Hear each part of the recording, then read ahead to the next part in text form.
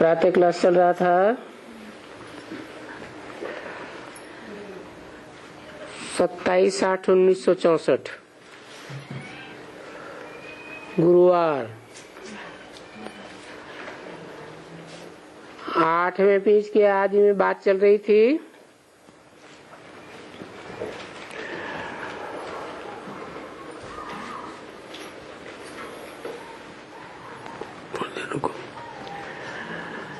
Knowledgeful godfather तो उनको कहा जाता है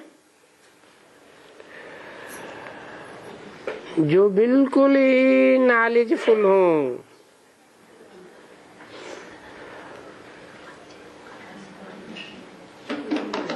लक्ष्मी नारायण को तो नहीं कहा जाएगा, वो तो राज्य करते हैं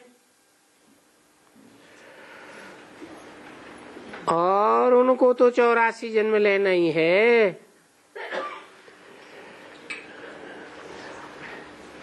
अगर शिव का जब चित्र देखेंगे तो बोलेंगे नहीं, ये तो है बरोबर परमात्मा, इसमें कोई भी शक नहीं है। परंतु वो कैसे आता है ये भूल गए हैं।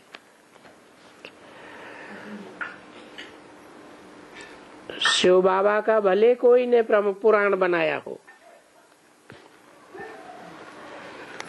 शिव पुराण,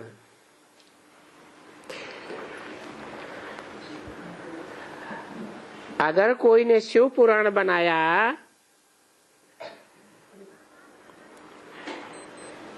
तो भी तो जरूर कोई के शरीर में आया होगा।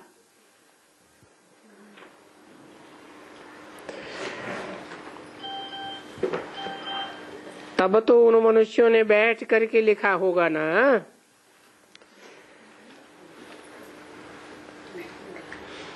किन मनुष्यों ने?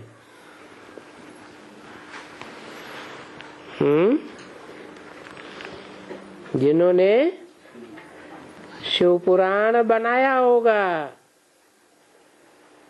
ये बात तो पहले ही मुरली में बता दी कि अपनी अपनी कथा कहानी अपने अपने शास्त्रों में बैठ लिखी है। तो शिव पुराण बनाने वाला कौन हुआ? जरूर जिसमें प्रवेश किया वो ही शिव पुराण बनाने वाला हुआ। गीता भी जब कोई ने बोली है तब लिखी है। अगर शिव पुराण है तो शिव तो है निराकार, तो भला उसने पुराण कैसे रचा?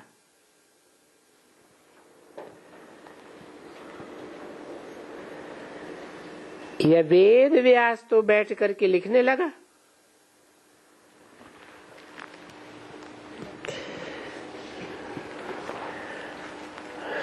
तो वो तो लिखने वाला हो गया।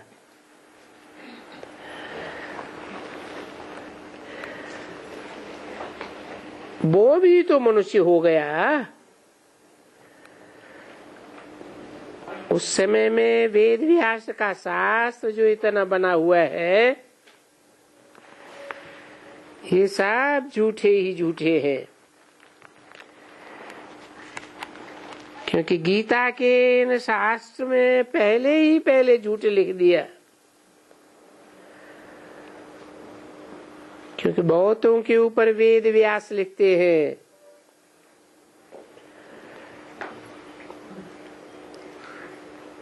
भगवान वेद व्यास ने शास्त्र लिखे,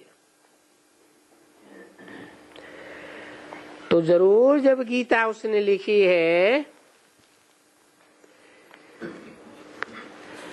तो महाभारत रामायण इतने सभी सब वेश व्यास ने बैठ लेकर के लिखे होंगे।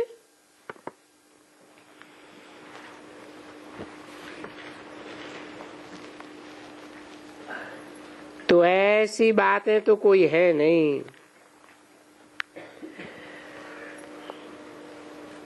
हाँ, उसने बैठ करके भक्ति मार्ग के लिए कुछ लिखा होगा, परंतु फिर भी तुम बच्चों को उनके लिए कहेंगे हाँ ये भी तो अनादि हैं, ये फिर भी तो कोई लिखेंगे जरूर। तो व्यास भी कोई होगा जिन्होंने बैठ करके लिखा होगा।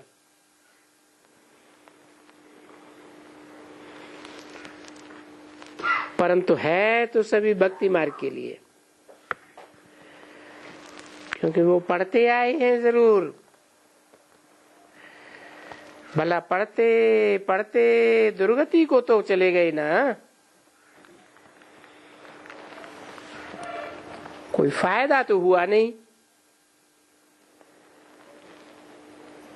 क्योंकि भक्ति मार्ग है।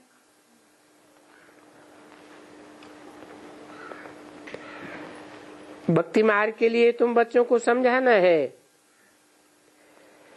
कि ये है दुर्गति मार्ग।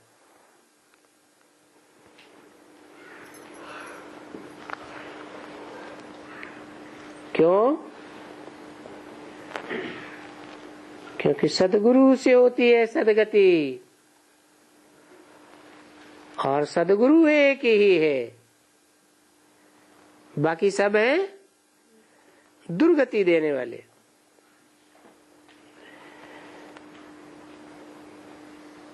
तो भक्ति मार्ग में फिर कोई को आना चाहिए जो सदगति देवे।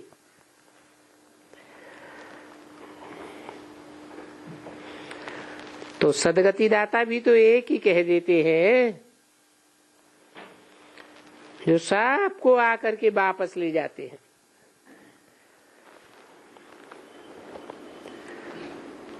तो बच्चों को जन्माष्टमी के दिन क्या समझावें? ये जो श्री कृष्ण है वो तो मनुष्य है, उसको ज्ञान सागर तो नहीं कह सकेंगे। ज्ञान सागर तो हमेशा परमपिता परमात्मा को कहा जाता है। उनको ही नॉलेजफुल कहा जाता है। किनको?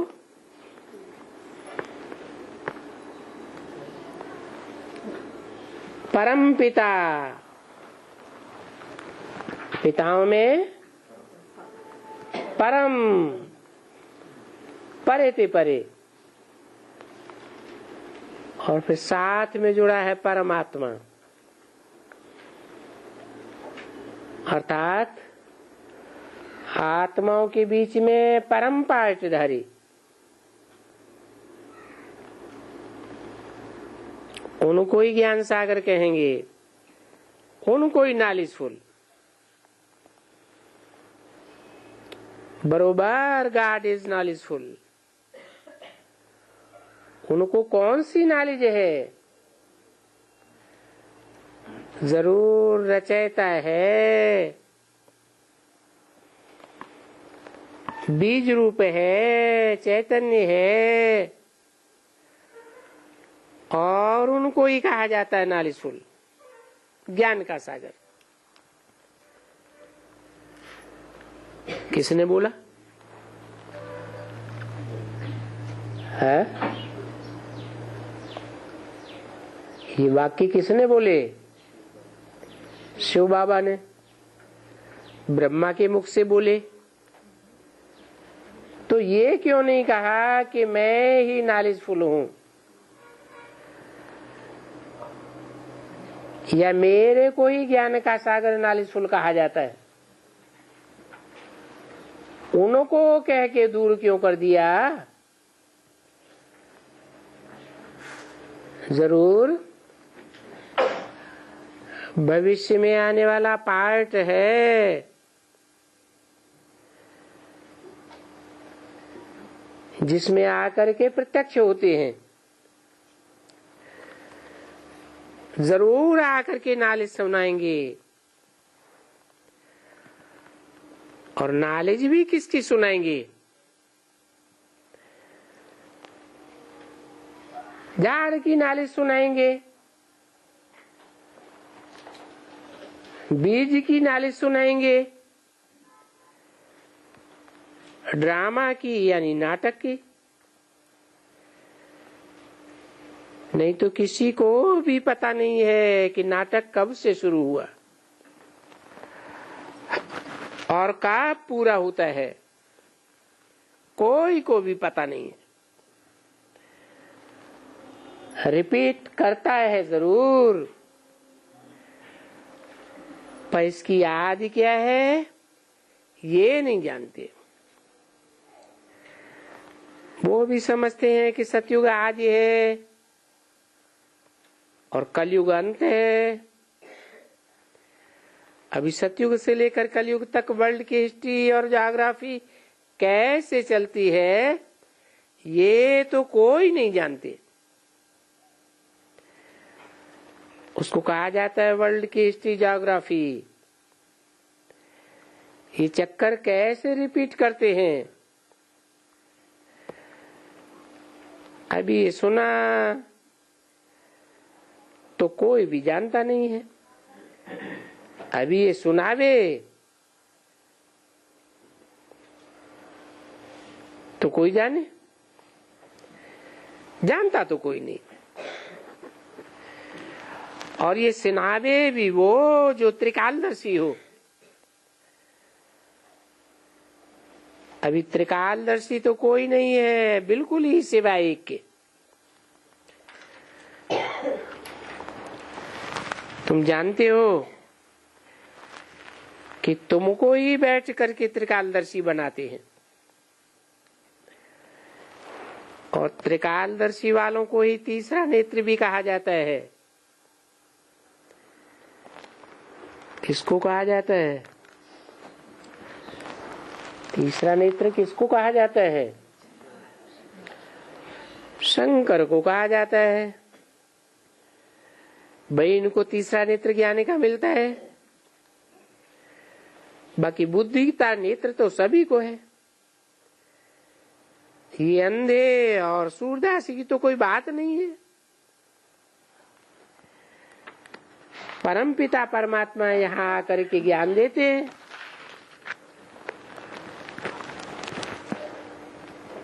प्रकृति में तो आत्मा रहती है।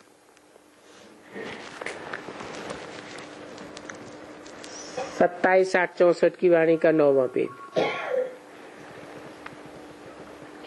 तो प्रकृति में जो आत्मा रहती है उस आत्मा को दिव्य दृष्टि मिलती है,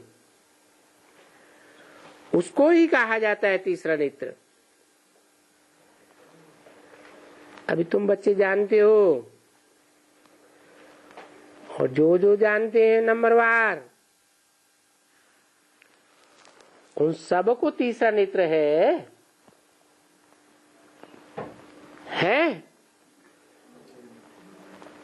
नहीं है? बिल्कुल ही नहीं है। देखो होते हुए भी कोई को तीसरा नेत्र नहीं है, और अगर कोई को है भी तो कोई चूंचे हैं, कोई काने हैं, कोई कोझे हैं, कोई को तो फिर अच्छा नेत्र भी मिला हुआ है। ज्ञान के ऊपर है ना। कोई तो बिल्कुल ही अंधे का अंधा, कोई चूंचा भी नहीं बना है। कोई है जो अंधे से चूंचा बनते हैं, कोई को एकदम झुंझार कहें जो उनको ज्ञान समझ में नहीं आया है। सुनता तो हूं पर कुछ समझ में नहीं आता है। कोई को तो अच्छा मिलता है जो बैठ करके समझा सकते हैं, तो ये जो तीसरा नेत्र ज्ञान का है वो भी तो नेत्र हुआ ना। बरोबर देखते हो कि अभी तो सबको जल्दी तीसरा नेत्र खत्म हो जाता है और चश्मा पहन लेते हैं।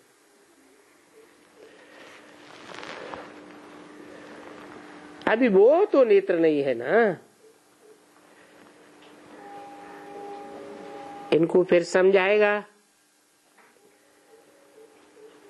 कोई का नेत्र ज्ञान का बिल्कुल ही झुंझार है,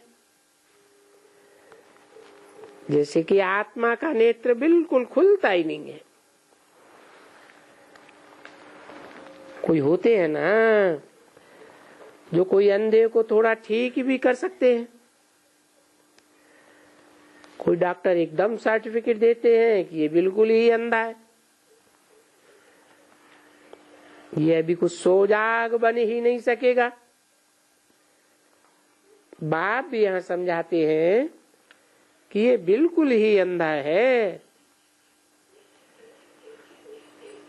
कभी भी इनको दिव्य दृष्टि का नेत्र मिलता ही नहीं है, जैसे शायद मिलेगा ही नहीं। यानी अंधे का अंधा रह जाएगा। जो अंधे की औलाद अंधा था, फिर वो अंधे ही उनको याद पड़ते रहेंगे।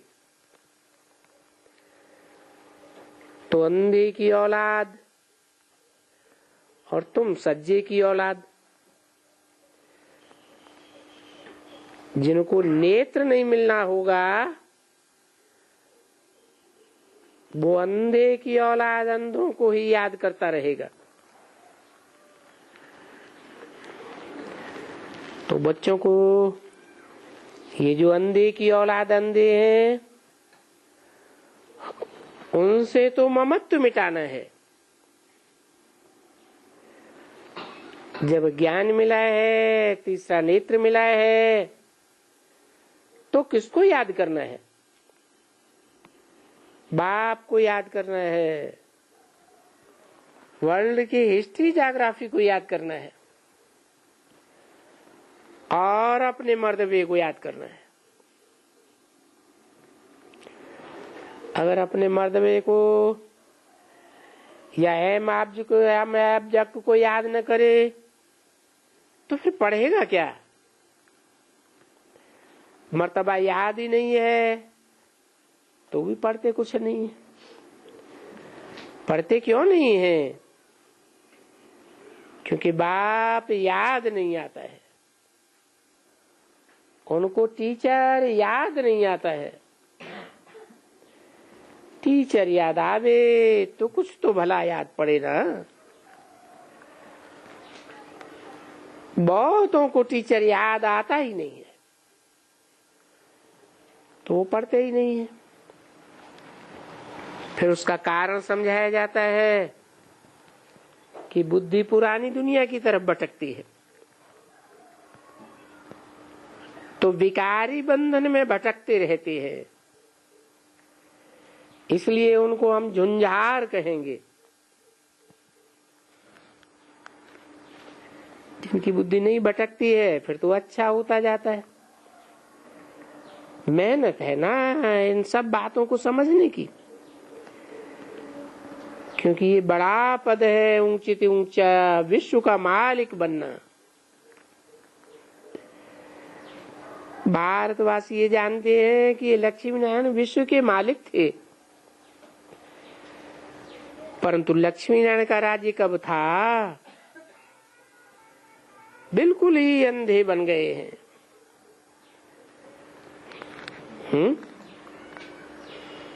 जानते जब हैं कि ये लक्ष्मी नारायण विश्व के मालिक थे तो फिर अंधे क्यों बन गए? क्यों नहीं जानते इनका राज्य कब था? है बुद्धि चलती नहीं है। विश्व के मालिक थे तो जरूर विश्व धर्म और विश्व सतयुग में होगा या कलयुग में होगा? सारा विश्व कब होगा? जरूर कहेंगे कलयुग के अंत में। तो बिल्कुल ही अंधे बन गए। अभी देखो तुम कितने सज्जे बन गए हो। तुम जानते हो कि जो भी विद्वान आचार्य लक्ष्मी नारायण की पूजा करने वाले या मंदिर बनाने वाले बिल्कुल ही अंधे की औलाद, अंधे बुद्धिहीन लक्ष्मी नारायण का चित्र बनाते हैं, परंतु पता नहीं है कि लक्ष्मी नारायण का राज्य कब था।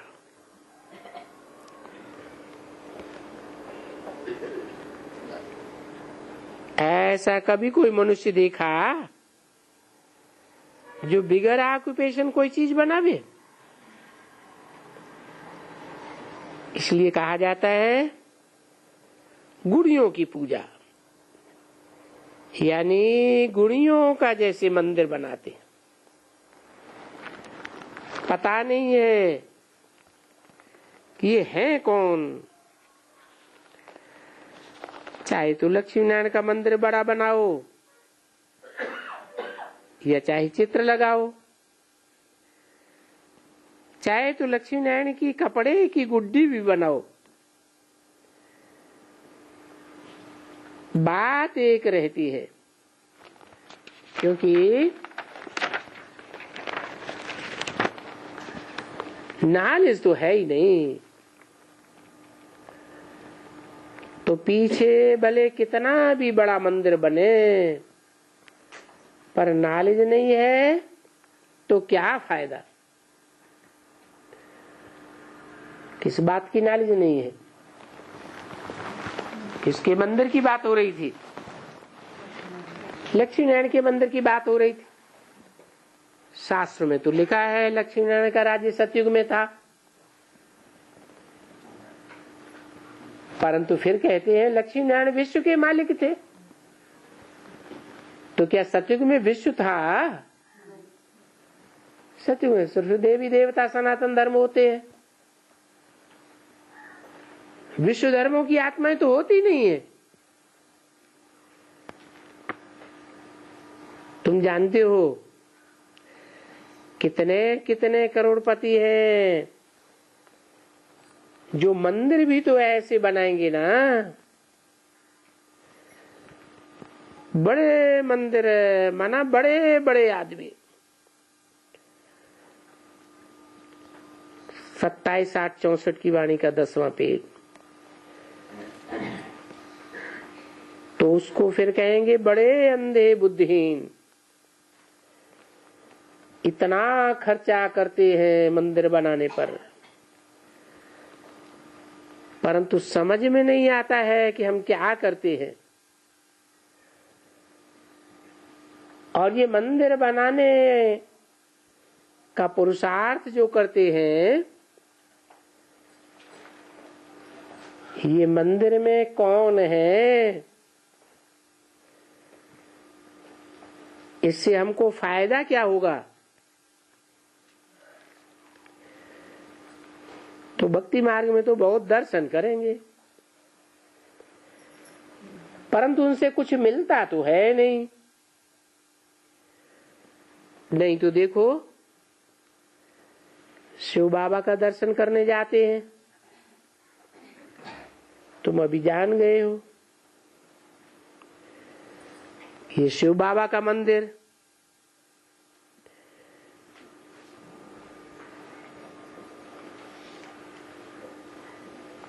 शिव बाबा तो सबको पढ़ाए रहे हैं, पहले हमको पढ़ाए रहे हैं।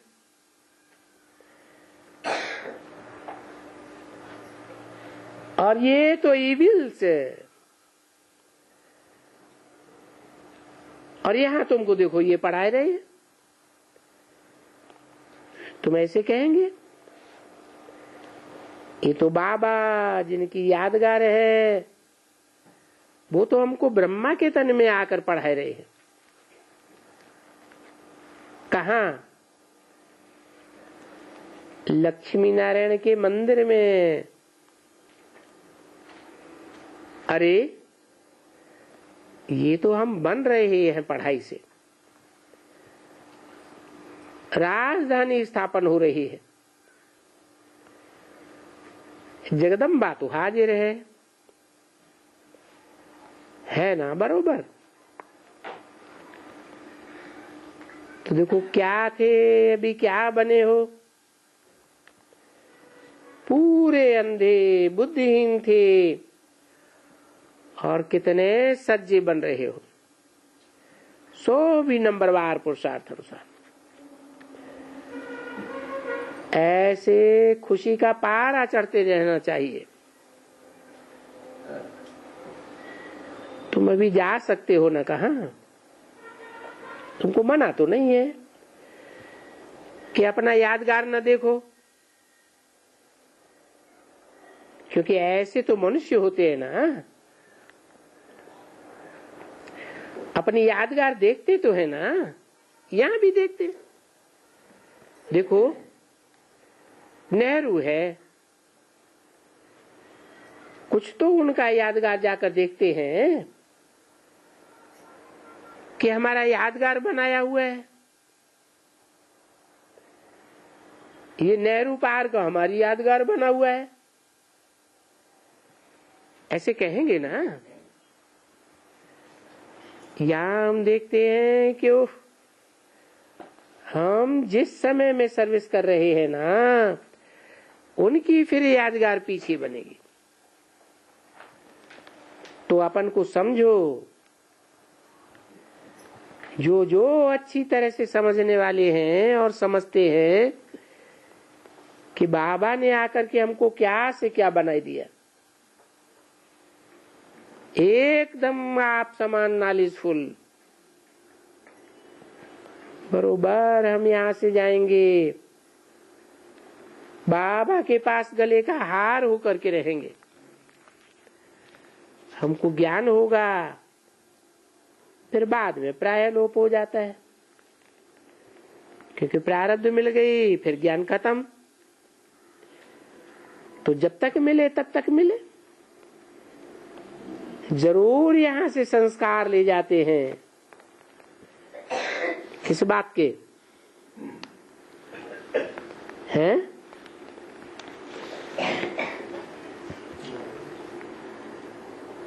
जरूर यहां से संस्कार ले जाते हैं, पीछे ये संस्कार फिर बदल करके राजाई के आ जाते हैं।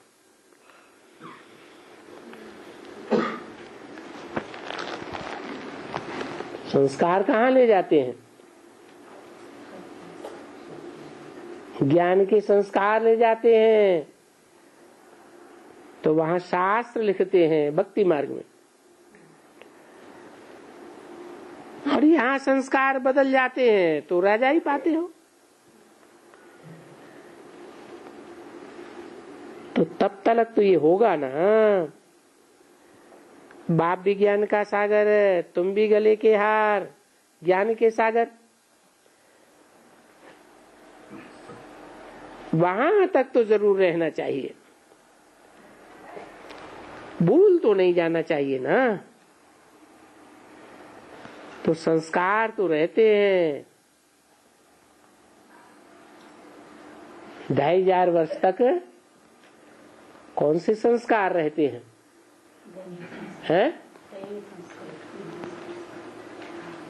राजाई के संस्कार रहते हैं, परंतु ज्ञान के संस्कार मर्ज होकर के रहते हैं, रहते तो जरूर है। अभी जाते हैं बादशाही करने, तो बस बादशाही मिल गई, फिर बादशाही के संस्कार शुरू हो जाएंगे, क्योंकि ड्रामा में फिर बादशाही के संस्कार शुरू होंगे ना। ये संस्कार वहां तक ले जाएंगे, जैसे संस्कार साथ में ले जाते हैं, जन्म लेते हैं तो फिर दूसरे संस्कार आ जाएंगे, मात पिता वगैरह सब दूसरे बन जाएंगे। तुम्हारा भी ऐसे ही है बरोबर। वहां स्वर्ग में माता पिता दूसरे बन जाएंगे। ये तुम्हारे यहाँ के माता पिता फिर वहां के दैवी माता पिता बनेंगे। अभी ये ईश्वरीय माता पिता हैं जो गाते हैं, तुम माता पिता हम बालक तेरे, तुम्हारी कृपाते सुख गने रे। ऐसे कह करके ईश्वर को पुकारते हैं ना। जब कभी भी पुकारते हैं ना, तब ये राधे कृष्ण लक्ष्मी नारायण को नहीं याद करेंगे। वास्तव में परम पिता परमात्मा को याद करेंगे, क्योंकि पिता है ना। लक्ष्मी और नारायण कोई तुम्हारे थोड़े ही माता पिता हैं। वो तुम्हारे माता पिता रहेंगे क्या है? लक्ष्मी नारायण तुम्हारे माता पिता रहेंगे क्या? रहेंगे या नहीं रहेंगे? है? अरे वो राधा कृष्ण के माता पिता होंगे, तुम्हारे माता पिता थोड़े ही होंगे। वहां होंगे तो उनका एक ही बच्चा रहेगा। वो तो ऐसे नहीं कहेंगे तुम माता पिता हम बालक तेरे। ये तो दिल में समझेंगे कि मैं शाहजादा हूं बरोबर। कौन समझेंगे? है? हरे कृष्ण समझेंगे कि मैं शाहजादा हूं, तो पुकारेंगे थोड़े ही, ये कहेंगे थोड़े ही। और यहां भी कोई कहते थोड़े ही है कि तुम माता पिता हम बालक तेरे। ये तो बेहद के माता पिता की बात है। सब कोई कहते हैं। कंगाल भी कहेंगे कि माता पिता हम बालक तेरे, तुम्हारी कृपाते सुख गने रे। क्योंकि इस समय का गायन आत्मा में यादगार के रूप में चला आ रहा है। 27, 8, 64 की वाणी का 11वां पेज। तो ये भक्ति मार्ग में चला आता है एकदम।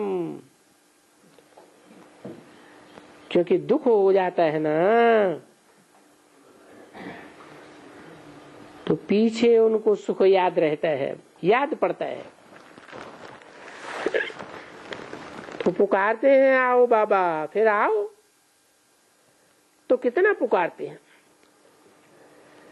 और आधा कल्प पुकारते पुकारते जब थक जाते हैं ड्रामा अनुसार, तब बाप आते हैं, आकर के बच्चों को सन्मुख समझाते हैं। है ना बरोबर अभी दलाल के रूप में। अभी समझा? दलाल का रूप जो गाते हैं कि आत्मा परमात्मा लग रहे बहुकाल, सुंदर मेला कर दिया जब सदगुरु मिला दलाल। तो दलाल के रूप में मिला। वो जो गुरु लोग हैं वो दलाल के रूप में तो है नहीं। वो तो आत्मा से परमात्मा की सगाई तो नहीं कहते कराते, वो कर ही नहीं सकते हैं। ये तो एक ही सिखलाते हैं। वो तो सगाइयां देवताओं से कराते हैं।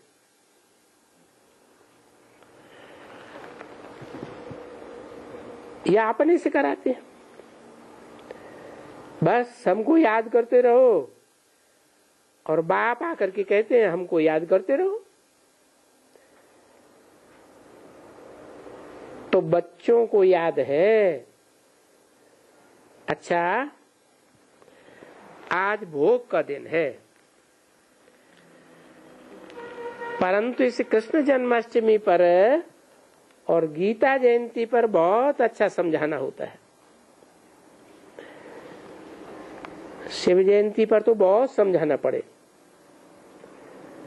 तुम शिव कहते हो, वो तो है ही निराकार परमपिता परमात्मा, उनको परमात्मा कहा जाता है। अभी माला तो उनको कुछ है नहीं, जश्न तो नहीं करना है। शिव बाबा का तो कुछ जश्न अभी होता नहीं है। फिर भी श्री कृष्ण की जयंती पर दाल पूड़ियां खाते हैं, माल खाते हैं, शिव का रोट करते होंगे।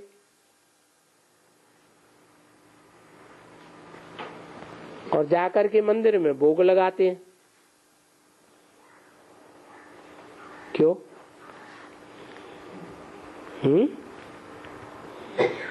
भक्ति मार्ग में कृष्ण जयंती पर पूड़ी आदि बनाएंगे,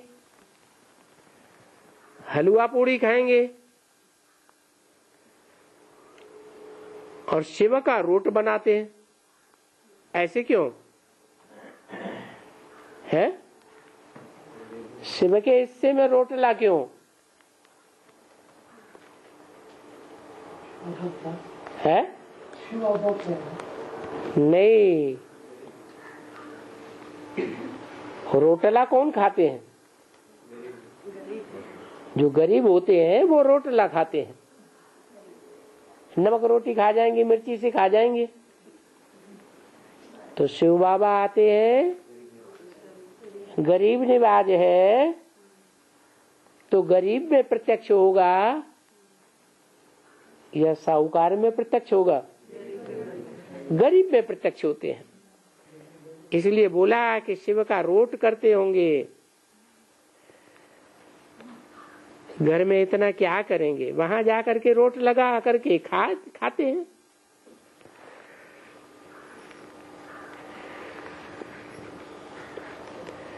कृष्ण जयंती पर तो बहुत माल खाते हैं, रोटला की तो बात ही नहीं।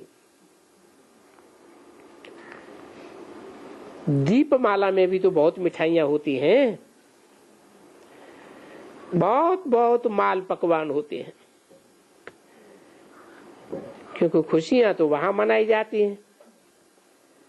दीपमाला की खुशियां मनाते हैं क्योंकि ज्योति जगी थी, खुशियां मनाए रहे थे। हम वहां तो बहुत ही खुशियां मनाते हैं क्योंकि वहां तो खुशियां ही खुशियां हैं। और ये उत्सव नहीं वहां मनाते हैं। कभी एक दिन मना लिया, कभी दूसरे दिन मना लिया, बस वहां तो खुशियां ही खुशियां। कोई बरस बरस दीपावली नहीं मनाई जाती है, बरस बरस कोई कृष्ण जन्माष्टमी नहीं मनाई जाती है। वो तो यहाँ बरस बरस भक्ति मार्ग में मनाते हैं। वहां तो एवर हैप्पी है, एवर हेल्दी है। अच्छा, टोली ले आओ बच्ची। टोली तैयार है बच्ची?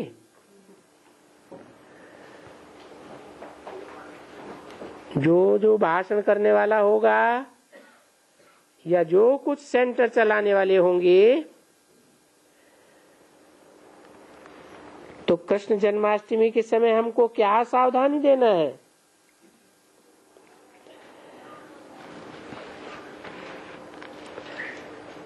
कि जब कृष्ण की जन्माष्टमी है, भले राधे की जन्माष्टमी थोड़ा पीछे मनाते हैं,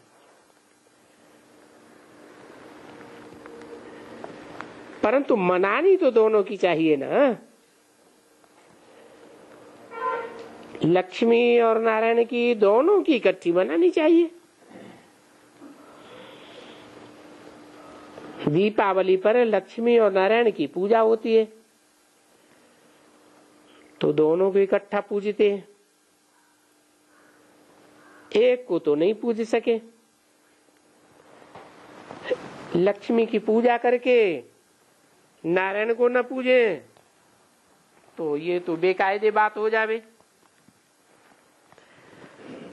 इसलिए महालक्ष्मी को पूजते हैं।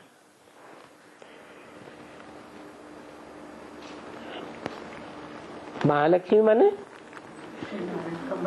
लक्ष्मी और नारायण दोनों का कॉम्बिनेशन।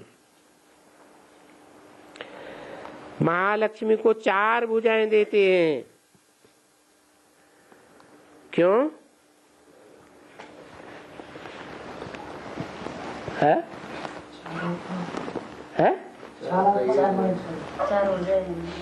2 भुजाएं नारायण की, 2 भुजाएं लक्ष्मी की। 4 सहायता करने वाले। अच्छा, स्थूल भुजाओं से मतलब है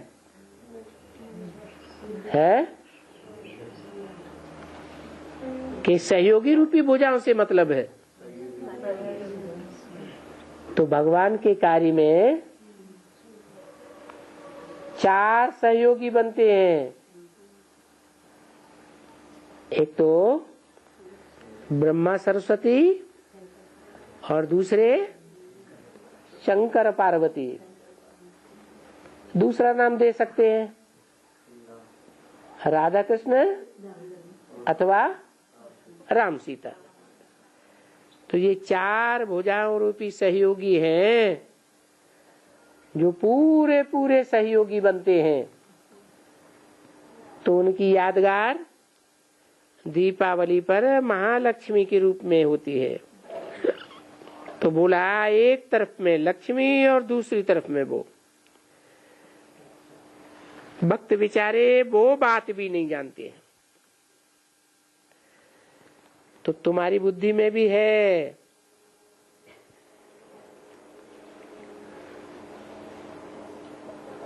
कि ये उल्टी सब बातें क्यों समझाते हैं भक्ति मार्ग में।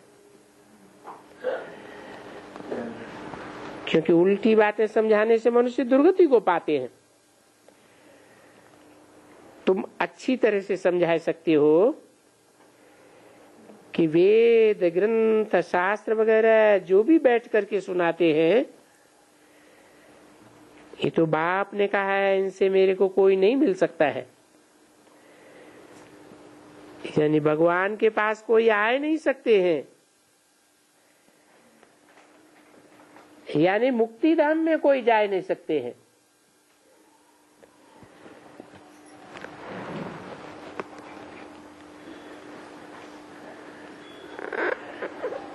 ये बात कहाँ आई?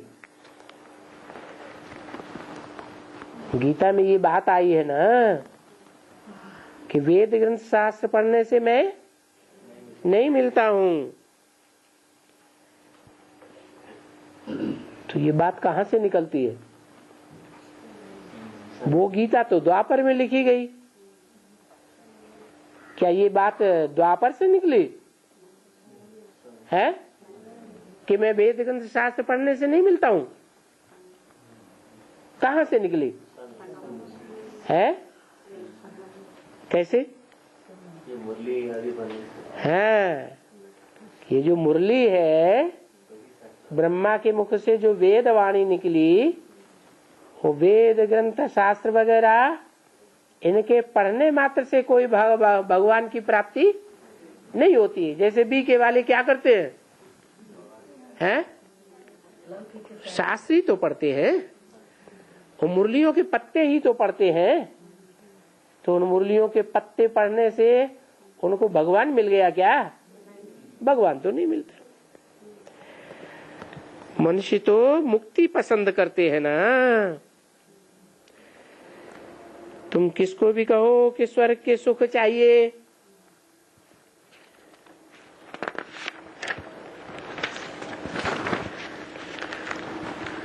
तो वो बोलेंगे कि नहीं, स्वर्ग कोई है नहीं वास्तव में, है? वो तो कहेंगे सत्युग त्रेता में भी दुख था।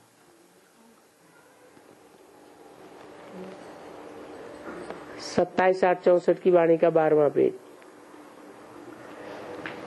वहां भी दुख है।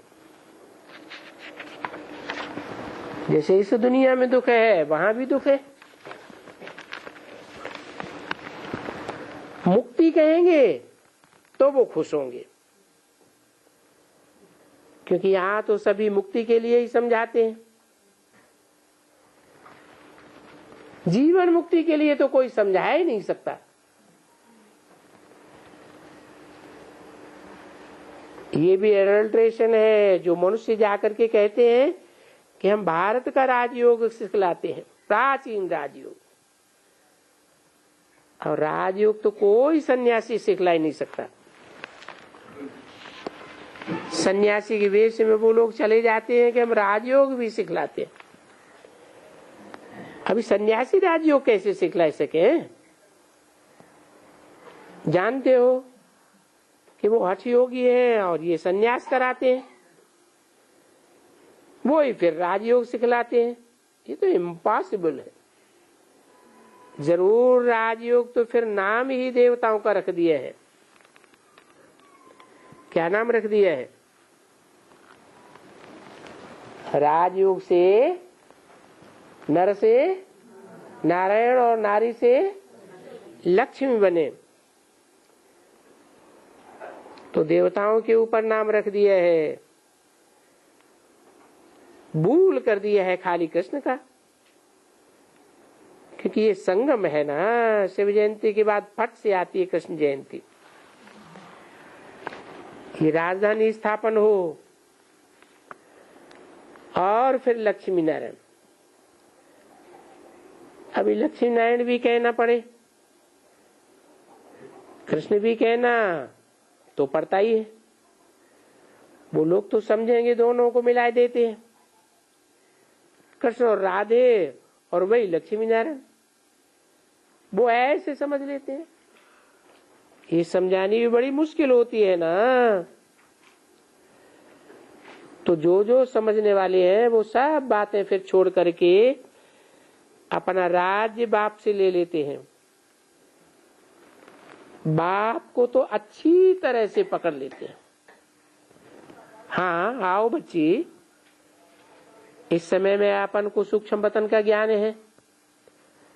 मनुष्यों को मालूम है कि सूक्ष्म वतन भी होता है। ब्रह्मा विष्णु शंकर वहां रहते हैं, क्योंकि 3 लोग तो कहते हैं ना।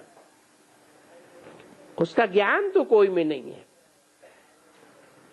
मानते हैं 3 लोग, मूल वतन, सूक्ष्म वतन, स्थूल वतन, या इनकॉर्पोरियल, सटल, कॉर्पोरियल।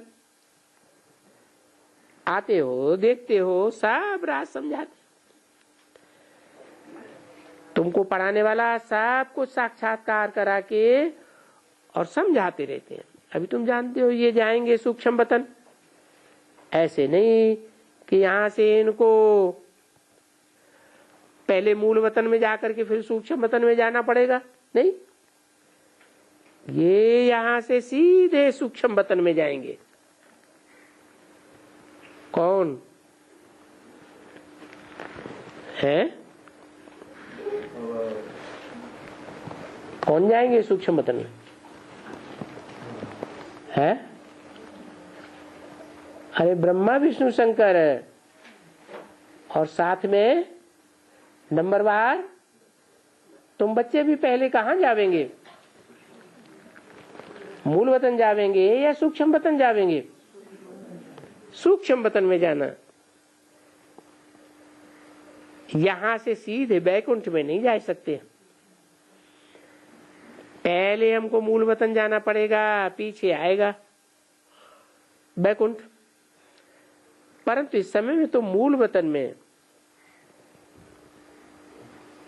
देखो लंदन में कॉन्फ्रेंस हो रही है, वो देख करके बताते हैं।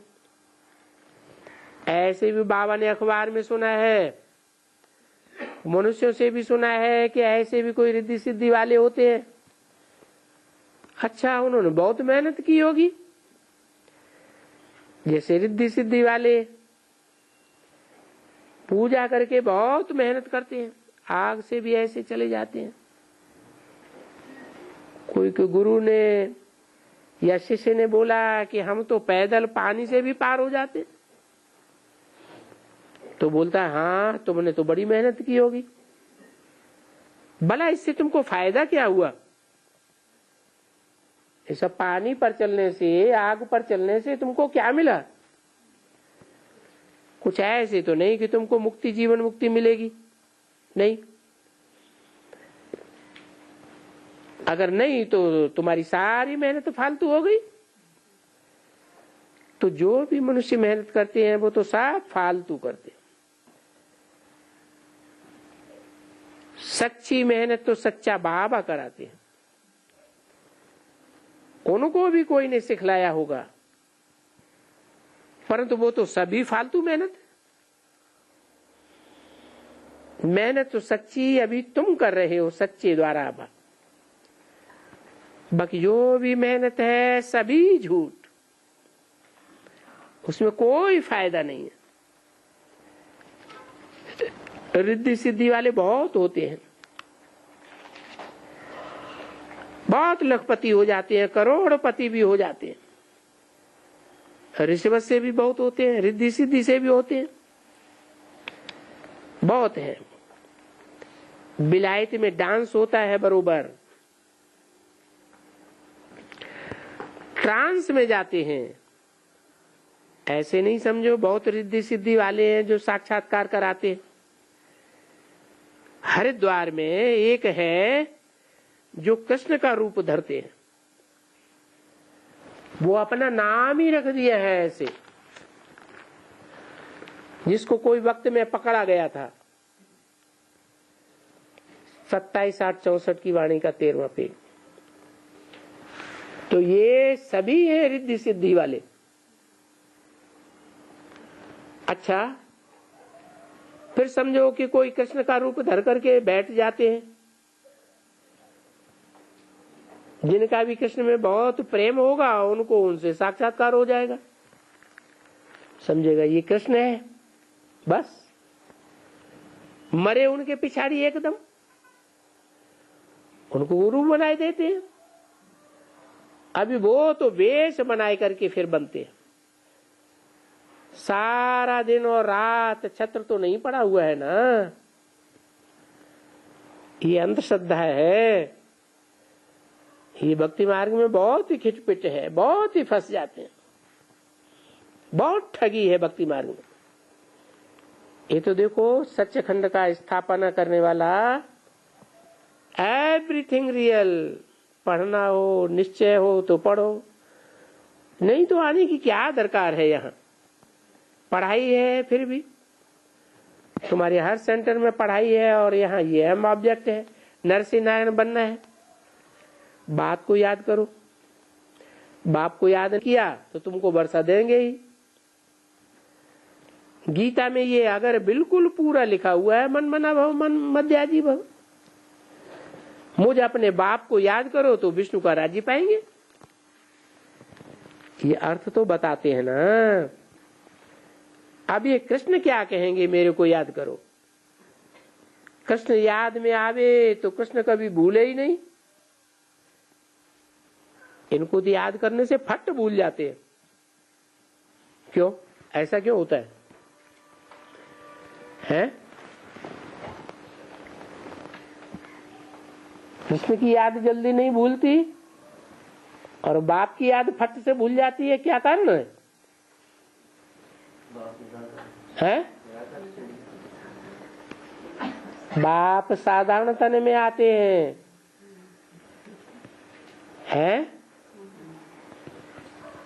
और कृष्ण तो बहुत सजा सजाया दिखाते हैं।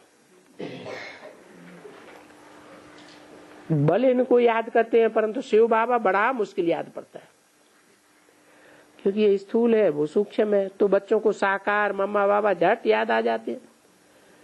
वो जो निराकार जिसको कहा जाता है त्वमेव माता च पिता, तो याद करने में बड़ी मेहनत है, क्योंकि सूक्ष्म ते सूक्ष्म अति सूक्ष्म है। अभी तो उनका भी लिंग विंग कुछ नहीं है। कहाँ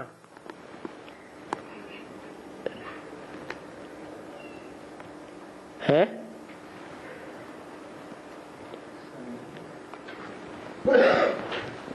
लिंग विंग उड़ाई दिया है।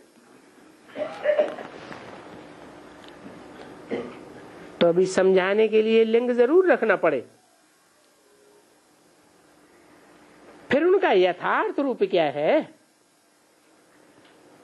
तो कहेंगे बिंदी, क्योंकि पूजा के मंदिर वगैरह बने हुए हैं। अभी लक्ष्मी नारायण को तो फिरा ही नहीं सकते, राधा कृष्ण को फिरा देवे तो उनको हम लोगों को फिराना पड़ता है। ये जो मूल है उनका, ये जो चित्र बना है वो रंग है। भले कृष्ण का बनाए देवे, क्योंकि राजा है लक्ष्मी नारायण जी, राजा रानी। राम और सीता का बरोबर चित्र ठीक है, उनका भी तो बनाए देते हैं ना, मान लेते हैं बरोबर ऐसे। अभी इनका जो हम बतलाए देते हैं ये बड़ी मुश्किल की बात है। इनके ऊपर चला चलाए करके पीछे उनको समझाने से फिर समझेंगे। इसको कहा जाता है यथार्थ। वो तो ठीक है कि राजा है, वो भी चंद्रवंशी राजा ही ठीक है, इनको फिर राजा बनाते हैं। देखो सो भी अभी आकर के फिर आया है, इतने दिन नहीं फिर आया है, क्योंकि गुह्य बातें हैं, गुह्य राज, गुह्य समझानी। अब आकर के समझते हैं। तो मैं बोलता हूं पहले से क्यों नहीं बोला? बाबा ने देरी से समझाया। बच्चों को ऐसी कोई भी डिफिकल्ट बात आती है तो बोलो बाबा तो समझा ही रही है, और ये भी आगे चल करके बाबा समझा ही देंगे। हम तो पढ़ रहे हैं, फिर अपन को चैलेंज देना पड़ता है। मुझे की दरकार ही नहीं है, क्योंकि बाबा ऐसी नई नई बातें समझा रहे हैं तो हम समझते हैं भला शुरू में क्यों नहीं समझाया। अरे शुरू में ही सब समझाए दें तो पीछे जहां जिए वहां पिए। ये पिछाड़ी तक कैसे चलेगा? जब तक जीना है तब तक पीना है, तो क्या बतावेंगे?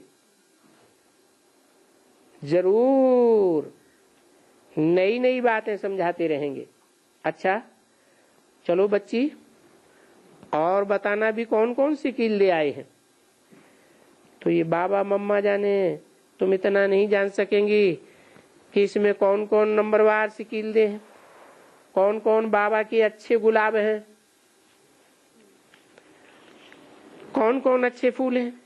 ये तो तुम नहीं समझा सकेंगे। समझा सकेंगी क्या? वो समझ की बात है।